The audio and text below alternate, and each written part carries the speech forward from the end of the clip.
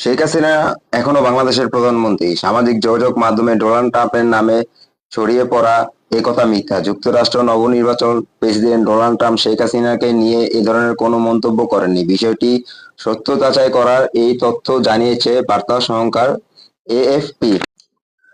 গতকাল বুধবার এএফপির এক প্রতিবেদনে বলা, সামাজিক যোগাযোগ মাধ্যমে ছড়িয়েছে সাক্ষাৎকারে ট্রাম্প বলেছেন শেখ হাসিনা এখনো বাংলাদেশের প্রধানমন্ত্রী, কিন্তু ওই সাক্ষাৎকারে এমন কোনো কথা তিনি বলেননি। এমনকি বাংলাদেশের প্রসঙ্গেও কোনো মন্তব্য করেননি তিনি।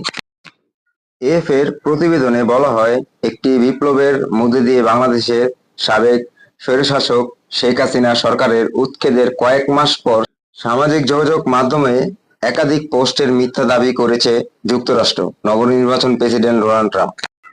যেহেতু শেখ হাসিনা এখনো পদত্যাগ করেননি, তাই তিনি এখনো বাংলাদেশের প্রধানমন্ত্রী। শেখ হাসিনা পদত্যাগ পত্র দেখেননি ডোনাল্ড ট্রাম্প। জনপ্রিয় সামাজিক যোগাযোগ মাধ্যম ফেসবুকে ৯ নভেম্বর বাংলা ভাষায় লেখা একটি পোস্টের কথা উল্লেখ করা হয়েছে। এএফপি প্রতিবেদনে পোস্টে উল্লেখ হয়েছে, পিবিডি দেওয়া এক সাক্ষাৎকারে ডোনাল্ড ট্রাম্প এই কথা বলেছে। শেখ হাসিনা এখনো বাংলাদেশের প্রধানমন্ত্রী এমন কোনো কথা বলেননি ডোনাল্ড ট্রাম্প, পরিষ্কার করলেন।